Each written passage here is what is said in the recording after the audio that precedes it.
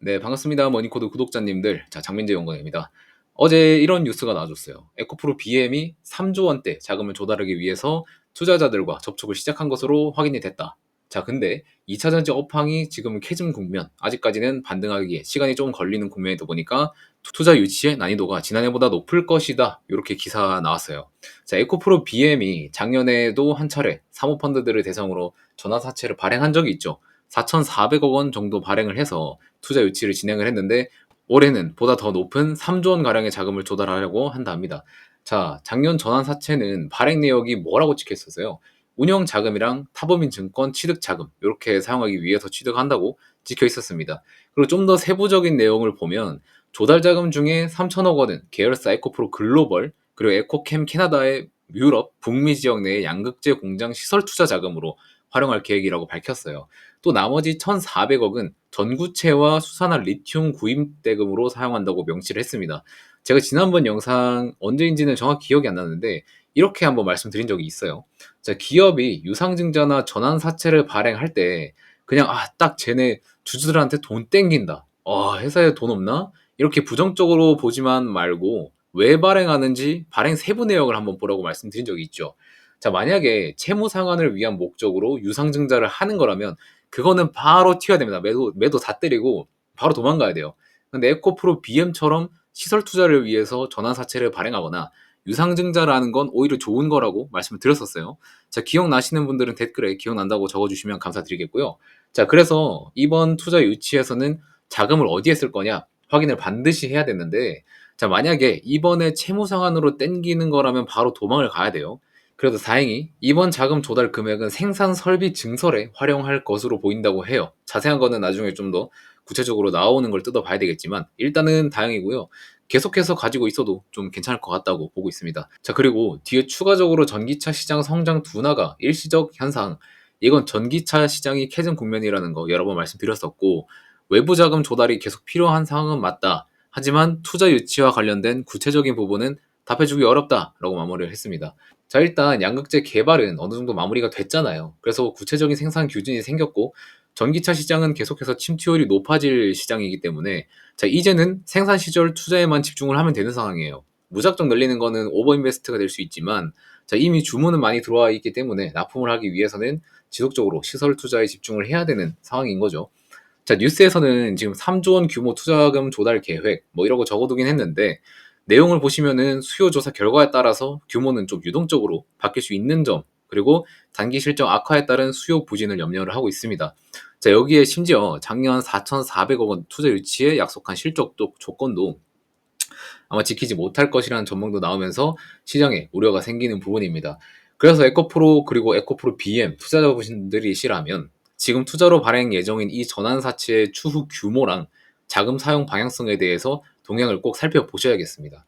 그리고 리포트 하나만 같이 살펴보자면, 자, 이번 5월 국내 양극재 수출액 그리고 수출량은 지난달 대비 각각 마이너스 9.6%, 마이너스 10.1% 감소를 했다고 합니다. 다만 양극재 수출 가격은 플러스 0.6% 상승한 것으로 23년 3월 이후에 13개월 만에 반등을 보여줬습니다. 리튬 원자재 가격 반등 이후에 배터리 가격까지 한 3에서 6개월 후행하다 보니까 리튬 가격이 반등을 시작했던 6월 이후로 슬슬 반등이 나와주려고 하는 모습이에요.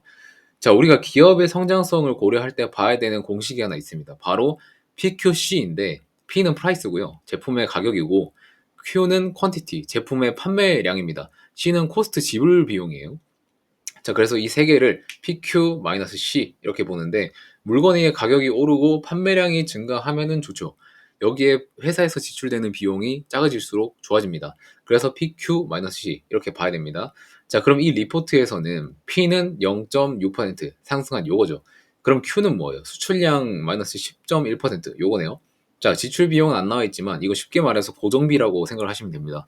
시설 유지비나 인건비 등등이 여기에 포함되어 있는 거예요. 그럼 심플하게 딱 봤을 때 P랑 Q가 반비례하는데 이 두 개를 합쳤을 때 양수가 나오면 이건 성장을 하는 걸로 볼 수 있겠지만, 지금은 음수가 나오잖아요. 그래서 지금 상반기에는 양극재를 조금은 나중에 보시라 하는 이유가 여기서 나오는 거예요. 그래도 긍정적인 건 이번 6월 잠정치는 양극재 수출 가격이 5월달 대비 2.3% 성장할 것으로 전망하고 있고, 2분기까지는 약간 부진하지만 하반기 3분기부터는 반등하거나 보합 전망이 있다. 이렇게 얘기를 하고 있습니다.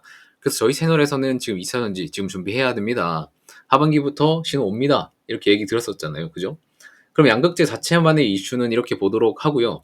지금 전 세계에서 전기차에 대한 인식은 어떤가 좀 짚고 넘어가도록 할게요. 자, 최근에 그래도 2차 전지 관련주들은 살짝 오르거나 싶더니 다시 횡보하고 있는데, 자, 미국에서 전기차 판매량 증대에 대한 기대감도 좀 붙어준 게 있었고, 미국에서 반중국 정책으로 관세도 계속 올리고 하다 보니까 반사수혜로 우리가 전기차 그리고 배터리 기업들의 기대감이 실리고 있습니다. 다만 작년에 폭발적으로 성장하던 시장 대비해서는 전환 속도가 약간 둔화했다. 그리고 트럼프는 IRA에 부정적인 입장을 표명하고 있다. 근데 이거는 법을 뭐 아예 없애지는 못하죠, 솔직히. 그래서 우리나라 말고도 미국의 전기차 투자를 한 외국계 회사들이 IRA 보조금 보고 들어온 기업들이 한가득일 텐데 이거 없애면은 난리가 납니다. 그래서 현실적으로는 이 정책을 무산시키기는 조금 어려울 예정이고요. 이제는 정책적인 부분보다는 전기차 자체만으로 내연기관차 대비 메리트를 만들어서 시장 수요를 점해야 된다. 이렇게 좀 보고 있습니다. 자, 그래서 지금 당장 전기차에서 해야 될 건 뭐라고 했죠? 충전 속도. 이 문제가 해결돼야 다음 스텝으로 넘어갈 수 있다. 이렇게 말씀드렸어요. 그래서 뉴스를 하나 더 보자면, 자, 제목이 이렇습니다. 엇갈린 2차전지, 에코프로 피한 사모펀드는 한박 웃음. 이런 기사가 하나 있는데, PNT랑 대주전자 재료 주가 급등, 에코프로 BM은 여전히 횡보 거듭. 증권가 선별적으로 반등할 것이라고 합니다. 제가 계속 말씀드렸잖아요. 선별적으로 좀 접근을 하셔야 된다고. 그래서 그렇게 접근한 사모펀드들은 어때요? 테슬라 장비 공급한다는 PNT, 실리콘 음극재, 대주전자 재료, 뭐 여기에 투자한 사모펀드들은 이미 돈 벌고 있다는 거예요. 밑에 보시면 뭐라고 돼 있어요? 북미 인플레이션 감축법, IRA 수혜주인 전구체화 전해질, 리튬뿐만 아니라 유럽연합, 관세 정책 수혜주인 실리콘 첨가제, 탄소 나노튜브 등의 소재주에 관심이 커질 것이라고 설명을 하고 있습니다. 딱 나와 있잖아요. 실리콘 첨가제, 뭐 이거 대주전자 재료잖아요. 그리고 탄소 나노튜브, 이게 CNT 도전제잖아요. 나노 신소재라고요. 저희 채널에서는 이거 한참 전부터 말씀드렸습니다. 이제 뉴스 하나씩 스멀스멀 나오고 있잖아요. 그죠? 그러니까 이제 전기 2차 전지는 소재 단위로 개별적으로 나눠 보셔야 된다. 이 말씀 꼭 드리고 싶었고, 대주전자 재료 같은 경우에는 최근 뭐 낙폭이 좀 있었는데 외국인 매수세가 스물스물 다시 들어와주고 있는 점도 참고해 보시면 좋을 것 같아요. 자, 그러면은 전 다음 영상에서 또 찾아뵙도록 하겠습니다. 고맙습니다.